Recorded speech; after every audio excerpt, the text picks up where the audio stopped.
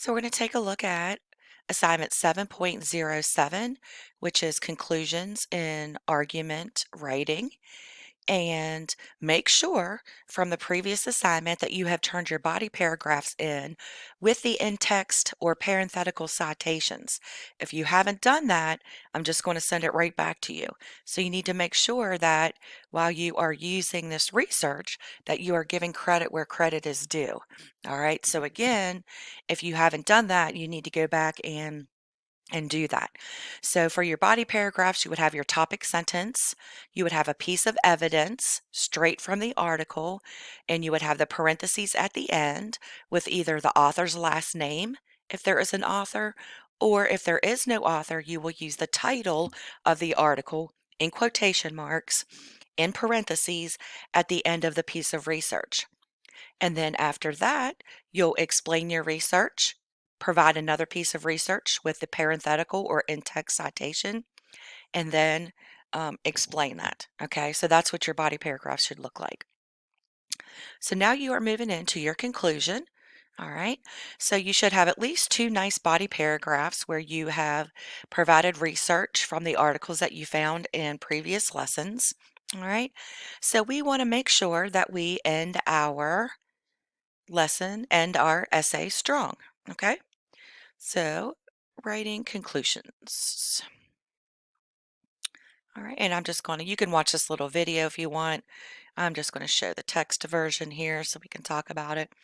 All right, so you want to restate the main idea from your thesis statement. Okay, so your thesis statement either dealt with that South Carolina is or is not doing enough to prevent distracted driving, or you did that public service announcements are effective or are ineffective in reducing the number of distracted driving accidents. Okay, so you chose to write about one of those.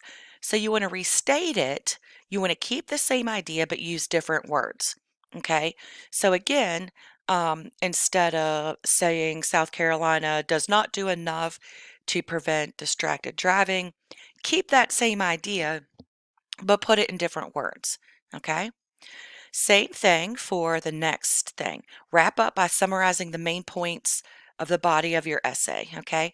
So your main points are what's in your body paragraphs, okay? So you want to kind of, talk about, look at your topic sentences for both of your body paragraphs and summarize those, okay? So again, you want to use different words, okay?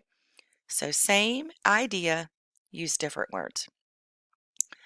Leave a final impression with the reader. So leave your reader with something to think about.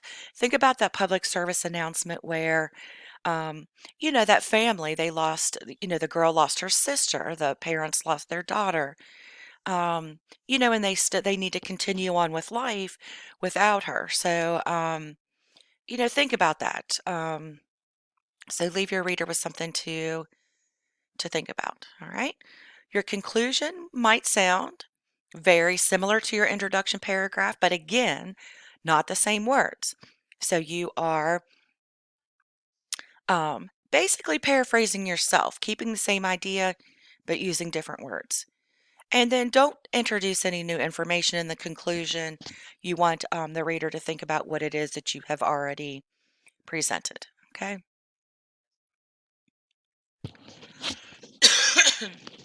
Excuse me. All right.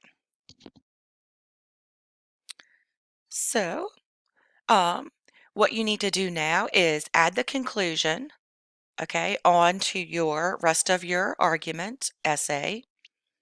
All right, so you're going to have the complete draft. So your introduction, body, conclusion.